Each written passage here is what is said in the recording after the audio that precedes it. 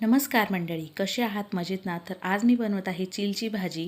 तर इथे एक जोडी चिलची भाजी घेतली. सगळी भाजी खुडून घ्यायची, पाला स्वच्छ धुवून घ्यायचं. गॅसवर कढई ठेवायची, 2 पळी तेल टाकायचं. तेल तापल्यावर अर्धा चमचा जिरं टाकायचं, 7-8 लसणाच्या पाकळ्या बारीक कापलेल्या टाकून हलक्या सोनेरी रंगावर परतल्या. 4 ते 5 हिरव्या मिरच्या टाकायच्या गरजेप्रमाणे आणि मस्त हे सगळं परतून घ्यायचं. त्यानंतर एक कांदा बारीक कापलेला तोही टाकून हलका सोनेरी रंगावर परतून घ्यायचा आहे. खूप जास्त काळा करायचा नाही, मस्त असा हलका सोनेरी ठेवायचा. आता यामध्ये स्वच्छ धुवून ठेवलेली, पाणी निथळून ठेवायचं, ती चिलची भाजी टाकून घ्यायची आहे आणि छान मिक्स करायची व्यवस्थित.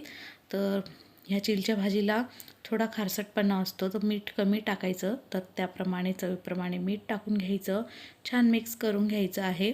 आणि आपल्याला ही भाजी आता शिजून घ्यायची आहे, झाकण ठेवायचं नाही. तर मस्त एक 7-8 मिनटात शिजून जाते ही. तर मग अशी भाजी मी शिजून घेतली, भाकरी चपातीसोबत तोंडी लावायला खूप छान लागते, पौष्टिक असते. नक्की करून बघा. रेसिपी आवडल्यास लाईक शेअर सबस्क्राईब करा. धन्यवाद. Bye bye.